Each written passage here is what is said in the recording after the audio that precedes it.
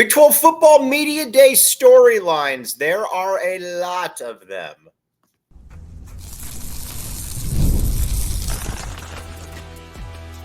You are Locked On Wildcats, your daily podcast on the Arizona Wildcats. Part of the Locked On Podcast Network, your team every day. Thanks for keeping it locked on, Wildcats. This show is brought to you by FanDuel. All right, now, Big 12 Media Day, my friends. It is here, and there are a lot of storylines to break down. We're going to talk about the best teams in the conference, heck, even some of the bottom feeders, because some of them still have some interesting storylines to get to as well. So we're going to talk about all of those and more. But first, let's talk about, or there's basically kind of a big six. Top six team in the conference, or top six teams in the conference that you're like, all right, they're a little bit better than pretty much everybody else. So let's talk about those. Let's talk about those teams first. And the first one that I want to talk about is Kansas State. With Kansas State, it is an interesting situation here because Kansas State, you've got Avery Johnson. That is he's kind of the wild card in the entire conference. If Avery Johnson is good, then Kansas State is going to be really, really good. Now, watching him, you can tell that there are a lot of skills to him, and you can tell why Kansas State fans are incredibly excited about the possibilities of what he can bring to the table. Because, again, he's got a big arm, move around a little bit, and he's at a spot where they definitely know what he can do. Obviously, you got a great coach in there as well. Bringing in a running back from Colorado who I think is going to explode as well. Avery Johnson's got a lot going for him. But the one thing I will say, though, is that you've still got to remember that as well, though, that he is, this is somebody that is very unproven. Again, you got one game, granted, looked fantastic, basically ran another quarterback off to Ohio State. But overall, like I said, there's a lot to like about him. He is he looks the part, and there's a reason that his betting odds in Las Vegas are so high.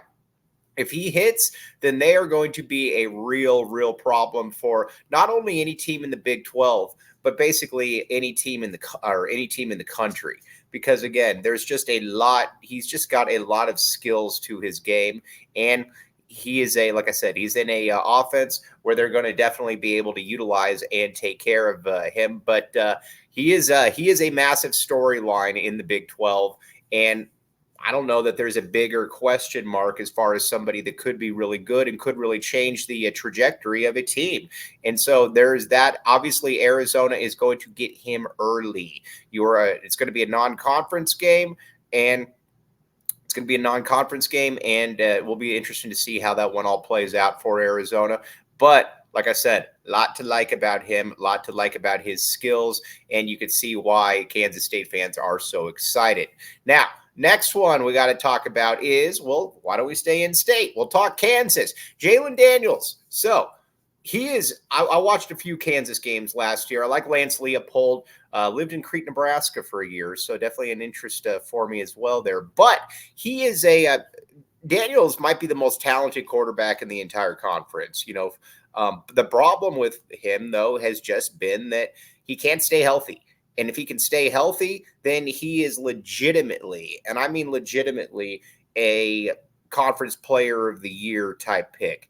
That he's just got to be able to stay healthy. If he can stay healthy and upright, then Kansas has a very, very nice team and a really, really good running game to go with him as well. I think you could make the case that it's maybe, we'll get to Arizona in a little bit, but I think it's about as good a backfield as there is in the country if you're looking at the quarterbacks and the running backs. Like I said, a lot to like about both sides when it comes to that. I also think that it's you watch both of them and you're kind of like, all right, well, what is Kansas's upside? Kansas' upside is that they go win the conference. Lance Leopold, again, has done a very, very good job there, and they're going to be solid. They're going to be solid on both sides of the ball. Probably not, like I said, a national title contender, but a team that has probably fringe top 12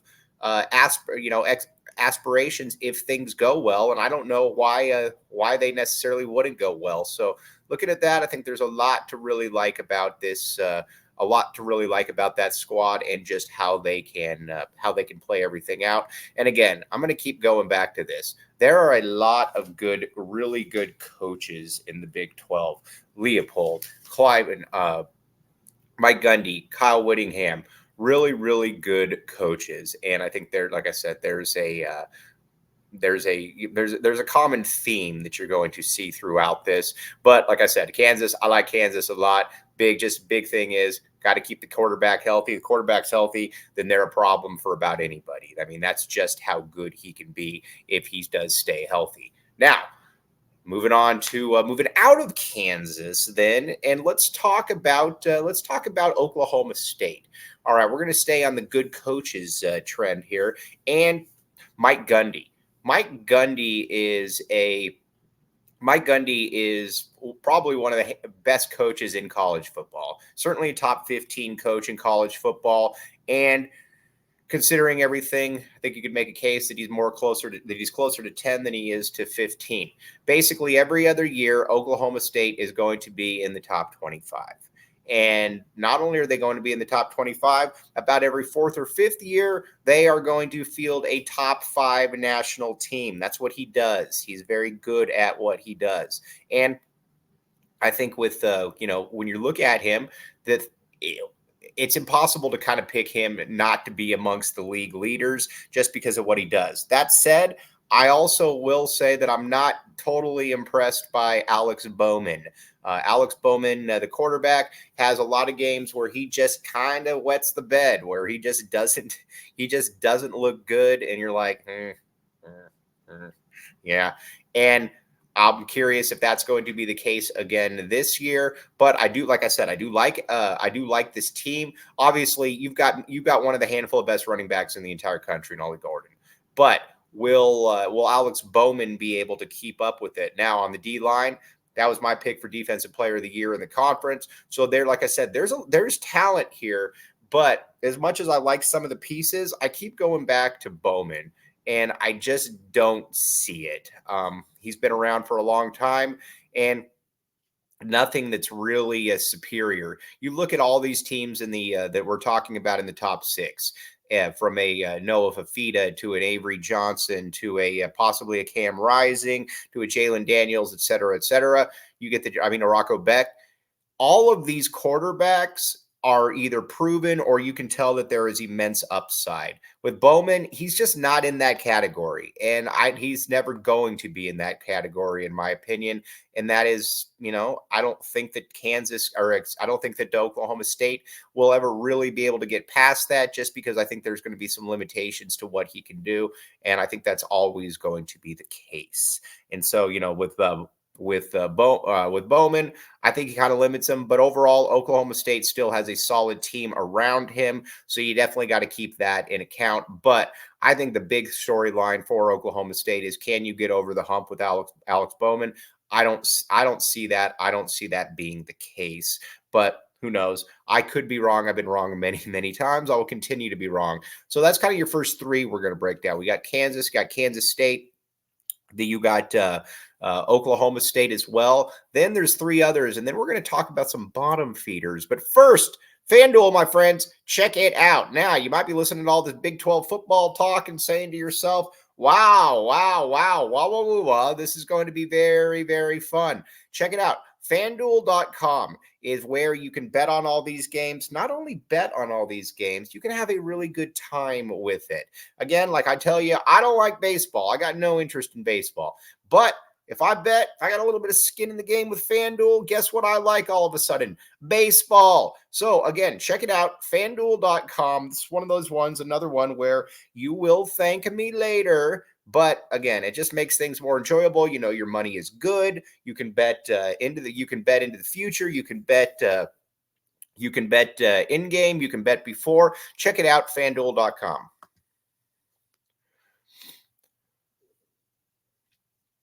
Thanks for keeping it locked on Wildcats and making this your first listen of the day. I am your host, Mike Luke. All right, now we talked about the first three teams. Now let's talk about the other three teams that I think matter. Utah. Listen, I think Kyle Whittingham is the best coach in the conference, and if he's not, it's Mike Gundy. Either way, 1A, 1B, they are right there. They are both fantastic coaches. They are very, very good at what they do. You know the template for Utah. Don't necessarily need to recruit at a high level because you are going to develop. He basically brings in top 40 to 50 recruiting classes and then goes from there. But overall, though, he's very, very good. He is a great coach. And when I watch Whittingham, you know what the style is. They're going to be physical on both sides of the football, and not only are they going to be physical on both sides of the football, you're going to have a really good running game, and you bring in somebody like Dorian Singer, who I think it's going to be kind of a that's going to be an interesting one to follow. Arizona fans are obviously familiar with Dorian Singer, but I think the question, though, all revolves around Cam Rising. If Cam Rising is healthy, then Utah is going to be in very, very good shape because, again, they pretty much check off all the parts. Plus, Cam Rising's a gamer. He's one of those players you don't necessarily notice him from a statistical perspective, but from a making big plays. Cam Rising's that dude. He's just, like I said, he's really, really good. He's impressive, and everything about him is just kind of a, moxie winner. But there's still the question mark with him. Is he going to be healthy? And if he's not healthy, then I don't think they can do much. Because, listen, you got Heward in. I get all that. But last year you saw it. If they didn't have their quarterback situation was absolutely terrible, and they couldn't win games because of it. And that's like I said, I think that's a little bit of a problem for them moving forward. If you don't have that quarterback play, then kind of renders everything a little bit moot. So we'll find out where that is. But Cam Rising is a massive question. Then let's talk Iowa State. Now, I do believe that Iowa State is closer. I don't believe that Iowa State's in that top 5. But I do believe that Iowa State is closer to that top 5 than they are to the other 10, whatever. And a big reason why is Rocco Becht. Freshman quarterback last year was absolutely tremendous. Wasn't Noah Fafita good, but he was really good. 3,200 yards, 23 touchdowns, 8 picks, et cetera, et cetera. But watching him, you can tell that there's some next level stuff to him. Question I think everybody would, you're curious about. Can he make that next step? Can he go to being, possibly the best quarterback in the conference? Good. And that's something that I don't know that really that anybody knows, but I think it's going to be interesting to see what he can do there because, with Iowa State, if he can become that player, then all of a sudden you're really cooking with something. I'm interested to see. He's a question mark, but in a good way, because I don't think if you watch him, I don't think there's really any way that he's going to suck. He's just, it'll be interesting to see where he kind of lands in the pecking order of everything. Can he take that next step? And I think that's the question. Then Arizona, are they deep enough? Because I believe I picked Arizona to win the conference. You could say I'm biased, but I also think that when I look at this team, when I look at this roster, I think to myself that you've got the quarterback in place with Noah Fafita, obviously. You got a dominant wide receiver in T-Mac. You got a really good running game. You return 4 or 5 offensive linemen. And defensively, if we've talked about it, ad nauseum, I think they did a pretty good job of, that first team unit I think is pretty darn good. But the question I think is going to be, where is the depth? Because last year, the depth is really what kind of made Arizona, especially on the defensive side of the ball, where you had 7-8 guys that you could roll in there that weren't even starting. Tia Savea, Tyler Manoa, at that point, a Tai Uyunglele, just a lot of different dudes that you could bring in and you could throw out there, and you were probably, you were not going to drop off much as Sione as well. So with that. I think Arizona, that remains to be seen. Do they have that kind of depth at certain positions? Yes, I think they do. At defensive tackle, I am more than okay with it because again, you've got Chuba May, you've got You've got Kevon Darton, you've got Bear Anderson, you got Isaiah Johnson. I'm cool with what you got there. You also got the USC defensive tackle. The ends are obviously, I think, a little bit, outside of one or two. There's some questions. Safeties are super deep. Corners, obviously, you got two, but I'd like to have a couple more. Then at the cornerback spot, at the linebacker spot, you got Manu and you got some questions. But you get the gist. Like the first team units on both sides, I think, are actually very good. The question is what is the next, those players behind him? Do they have depth? Because last year's Arizona team had a lot of depth. And this year's Arizona team, there's some question marks. So I think that's pretty much the question mark when it comes to Arizona. Do they have the depth to be able to hang and, continue to wear teams down in the fourth quarter? Because that's exactly what they were able to do. And it will, like I said, it's going to be interesting to see how that transpires. And so that's kind of your top six right there. Now, again, I think there's top five, but I think Iowa State's closer to there, and I think they deserve to be mentioned as well. Now, let's talk about some of the bottom feeders. ASU. All right, now ASU. Listen, I like Dilly a great deal as a person, but he just doesn't have much talent there. And I don't even think that's really his fault. I think the problem with ASU, though, is you look at that roster, there's really nobody that you can say, all right, that's an all-conference dude. And I think that's a little bit of a problem. They are going to be so reliant on Sam Leavitt and what he can do. And I have no clue if Sam Leavitt's good or not. Nobody knows. But, Scattaboo isn't bad. But then at the wide receiver, Jordan Tyson, probably not bad. But there's just, like I said, there's just not a lot. There's just not a lot there. And if you don't have a lot there, then I think it's going to be difficult to win, especially. So we'll see. I mean, Arizona State was picked to finish last. I picked them to finish last. Although I will say that I could see them finishing a little bit higher than that. But like I said, talent just isn't there. And if the talent isn't there, then I think that's a little bit of a problem. Now, the other one that everybody is all up in arms about is Colorado. They're saying, why isn't Colorado higher? Well, first of all, just because Deion Sanders has a lot of people that are rooting for him doesn't mean that means Colorado is good. Last year, Colorado finished last in the conference. And again, I know you brought in some new players. Cool. Get all of that. You still finished last in the conference. So Colorado is picked to finish 11th, and I think that's about right. Didn't watch Colorado last year and say that's a great football team. And so the people are like, oh, well, this and that. You got to see it. And I give the voters a lot of credit on this one for not buying into all the hype. Like last year, it was ridiculous when Colorado was in the top 25 and they beat a crabby TCU team. They beat Colorado State in triple overtime. I mean, it wasn't a team that was very good, and it was a team also that didn't look the part. Arizona played its worst game of the season in Boulder last year and still beat them. So there's that. But like I said, I don't look at Colorado. And Colorado, to me, is one of those ones you got to prove it at some point. And I think they are kind of in that prove it mode. So I give them a lot of credit now, or the voters a lot of credit. Now with UCF's fascinating to me because I think Gus Malzahn's done a good job. That's going to be a tough place for a lot of people to travel. I think Arizona could definitely lose that game. Arizona travels to UCF, and that's going to be like a 10:30 kickoff, something like that. And you're like, well, that's not going to be great.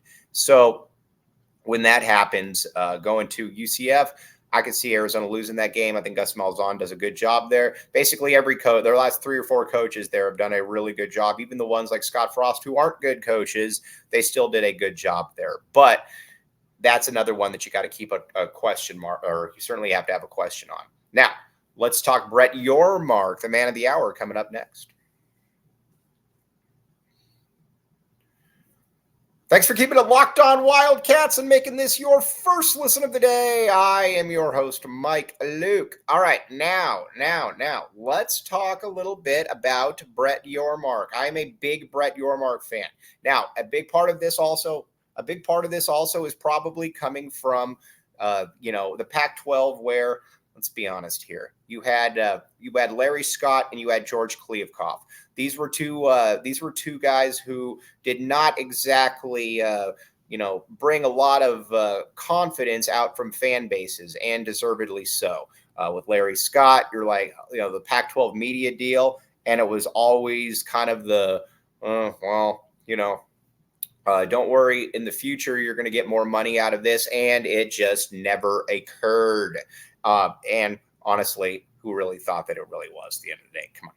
And then you had Larry Scott. Then you had Kliavkoff. Kliavkoff coming in with a ton of wild promises as well about how he was, about how they were going to get a great TV, and then it was going to be a great Apple deal, and then telling the member schools that nobody was going to leave. He had assurances when even people like me knew that this thing was going to blow up. Kliavkoff's maybe a nice guy, but just in drastically over his head. Brett Yormark has been the exact opposite. Brett Yormark came in, and Brett Yormark promised that he was going to